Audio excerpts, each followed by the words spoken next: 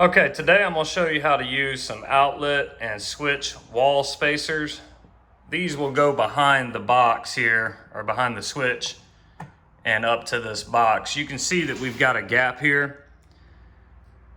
So what had happened is the drywall had got replaced, and obviously the box got moved in the wall a little bit.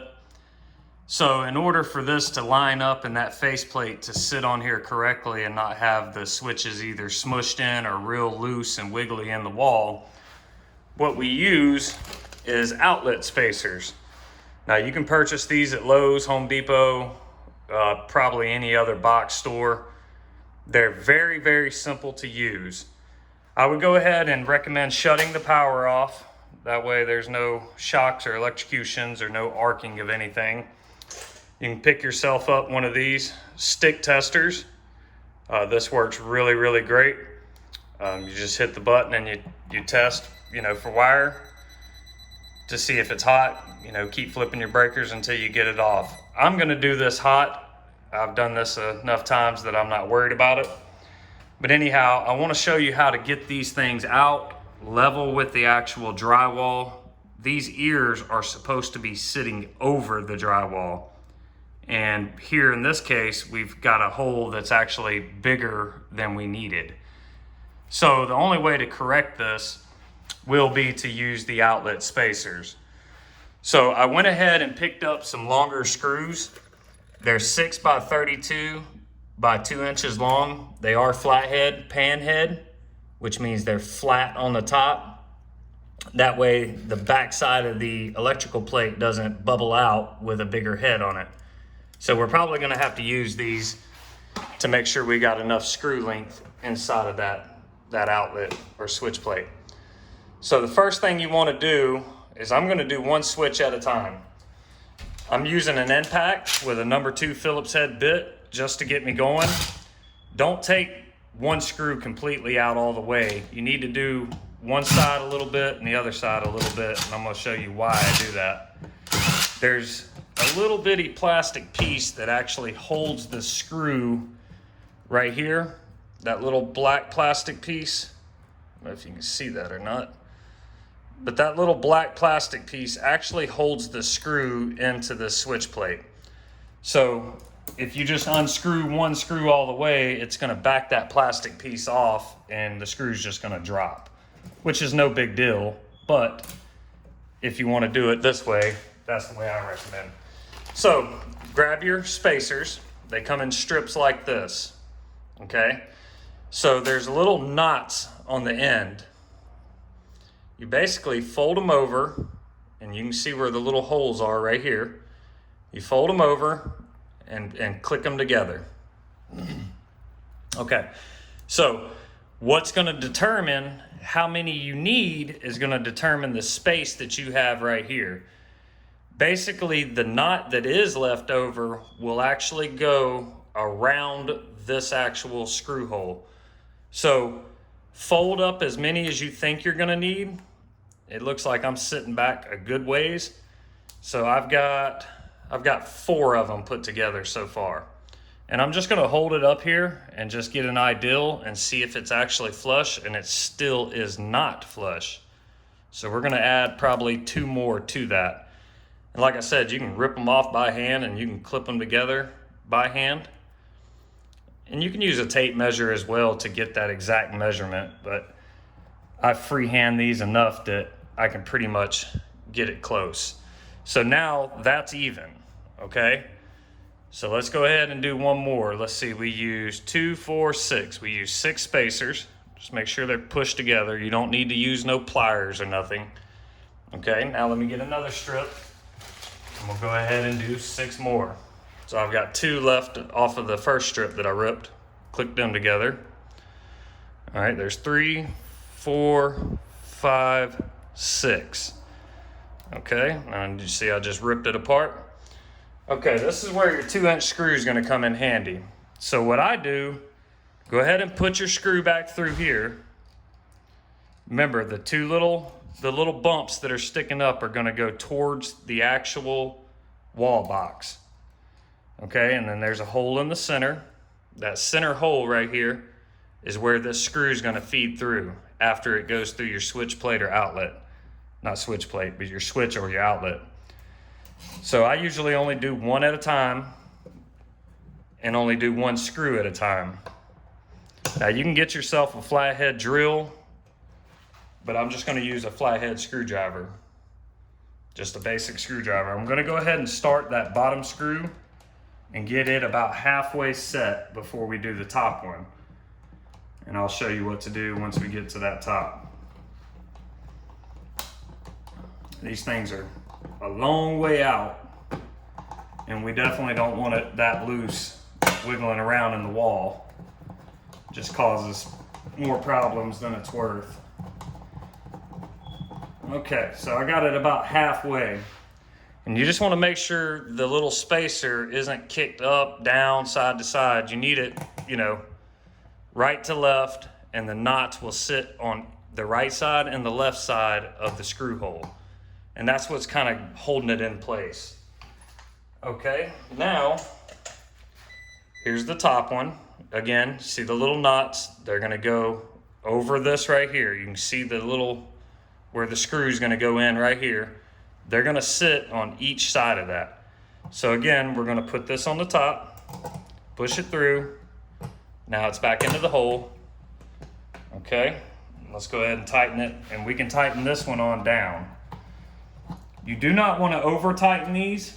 The ears that are on these outlets and switches, they are there for a reason. Usually they will catch the drywall and you won't need spacers, but most of the time when you re-drywall something, or if you're adding like a tile backsplash, you're gonna have to compensate for the thickness of that tile to bring that outlet or switch out far enough so that it actually doesn't wiggle around in the wall. So we've got this one almost tight. Okay, now we're tight on the top. Let's go ahead and put that bottom one. Okay, now we're tight on the bottom. And I'm just going to double check, make sure the switch kind of looks straight up and down, which we may have to adjust it when we actually put the switch plate on. So there we go. So now, as you can see, this is actually built out right here, is actually even with the drywall now. Both sides. The switch may look a little crooked at the moment, but like I said, we'll adjust that in a second. So I'm gonna go ahead and do these other two. Like I said, a little bit of the screw at a time on the top and on the bottom. It just helps not to drop the little black holder of the screw down into the box. And then you'll see now, let me see if I can get a shot of that. You can barely see, let's see, where's it at? Let me pull it out a little bit, make it where you can see it. Okay. And you can see that little black plastic piece right here. And that's what actually holds this screw on that's holding my switch into the wall. So like I said, just do one at a time, do one switch at a time, no need to rush it. Pull it out, go ahead and do the top. Now that this box is sitting at a weird angle, we're, you know, a little more than a ½ inch on the right, but as we get to the other switch, we're more like a ¼ inch. So you'll have to determine how many of the actual spacers you're gonna need.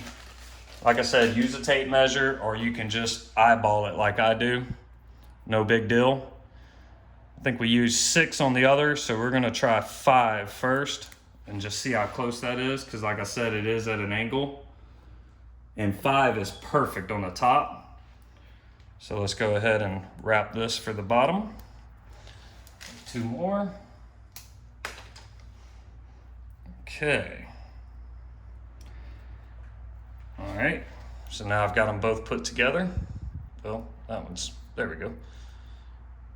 Okay, and it doesn't matter which way you flip this, as long as these little tabs right here are faced into the box. Okay, so it don't matter if it's turned this way or this way. I would, like, if this was going on the top, I would want some, you know, meat up here and not the opening, you know, on the top side, or it's just going to keep falling down. The bottom I would do the same way. So there we go. We're going to stick it over the top. We're going to run that first screw through and go ahead and just partially start it. Okay, flathead screwdriver. And you may find Phillips head pan head screws 6x32. I've always used these flatheads. It's pretty much just a common thing for us. Okay, so let's get this in there just a touch. Okay, so we used 5 on the top. Here's the next one, 5. Okay, same thing. Like I said, it doesn't matter which direction, as long as the little nipple pieces are faced the outlet or the box in the wall. So now that I've got this one started, I can go ahead and crank this all the way down to the wall.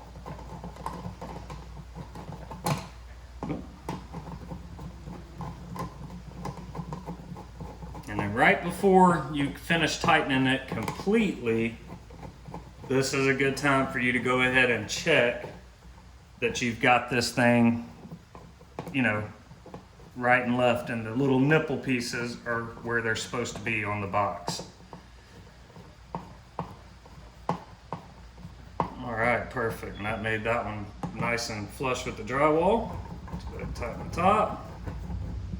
You can see how that's kind of tilting a little bit. Let me just stick my finger in there. You could even stick a little screwdriver down in there just to help flip them and help guide it. Okay. And then you just need to look down and make sure that you're actually flush with your drywall. This switch was a little crooked, so we're gonna straighten that out a touch. Straighten that one out. Okay, now we're gonna do the last one. This is a 3-way switch, so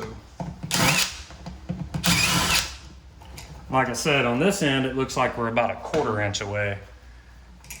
And I'm gonna get you a better view so you can see why I'm using the different amount of spacers on each switch. So we use 6, 5, and then I guess we're gonna try 4. Let's just see what it looks like. Okay, got 4 of them smushed together. Let me rip it off. Okay. All right, pop it together, pop it together. And you can hear them snap when they go together. Okay, I'm just gonna hold that up there. And 4 looks perfect. So let's go ahead and add the top screw. Again, you want the nipple, and I'm gonna show you why. So when you're looking at this little, let me get all this insulation out of the way so we can see it. So when you're looking at the screw hole right there, the nipples are what's gonna keep it side to side and not twist as you get, like, basically you're tightening it the last few turns. It's gonna hold it in with the nipples because they're gonna wrap around this plastic. They're gonna wrap around right here, okay? All right, let's go ahead and get this top one set. We got that in. So we used 4, 5, and 6. Like I said, each one were different. These are 2-inch screws. They may be longer than I need. I understand that. They're not hitting anything. They're not getting into the way of anything. So I'm fine with what I have. Let's go ahead and make up 4 more. And we are almost done with this one. So, okay, there's 4. 1, 2, 3, 4. The nipples are going straight. Grab my screw, 6x30. I'm gonna run it through. Okay. Now, let's go ahead and tighten it all the way down. Get it flush with the drywall, and then we'll put the cover on. You can tell as I'm screwing this in that switch is definitely crooked. I'll straighten that out in just a second, right before I do the final snug. See how I grab it on these ears right here? I just grab it and twist it. No big deal. All right. Now you don't want to put these things super tight against the wall, because if these start bending outward, then it's going to sink your switch into the wall or your outlet. It works either way. So don't over tighten them, but you definitely want to make sure it's snug, that the switch isn't sliding around inside the box as it was before we started. A lot of people would just put the face plates on and call it good, but then you go to plug something in and it feels like you're going to snatch out the whole outlet or whatnot. And this is why you leave them a little loose. You can see that right here, this one switch isn't lined up all the way. So what I'm going to do is I'm just going to grab the switch, I'll pull it just a little bit, and my plate pops in. Bam. Okay. Now, these faceplate screws, some people have a hard time putting them in. Definitely a flathead. But what I do, I go ahead and get it fitted on my screwdriver, stick it where it goes, go backwards just a turn, like a quarter turn. Righty-tighty, lefty-loosey. If you go backwards just a half a turn, you can feel it pop into the hole. Every single time. Don't tighten them all yet. Get them all started first. You'll notice I'll do a back turn before I do each one. Number one, it keeps it from stripping it out. Number two, you know you're in the actual switch or outlet. So here we go. Got 1, 2, 3, 4, 5, and number 6. Now what this has done is made every one of my switches level so that they're going to sit inside of this switch plate correctly, and they're not going to wiggle around inside the wall once this is all finished up. And we'll take care of that little gap right there. Like I said, this box was cut out way bigger than it should have been, but we have a remedy for that. So there it is. It's all in, it's all snug, and everything's level, and everything works. So we're good to go. Hit that like button, please subscribe, shoot me a comment. Thank you for watching.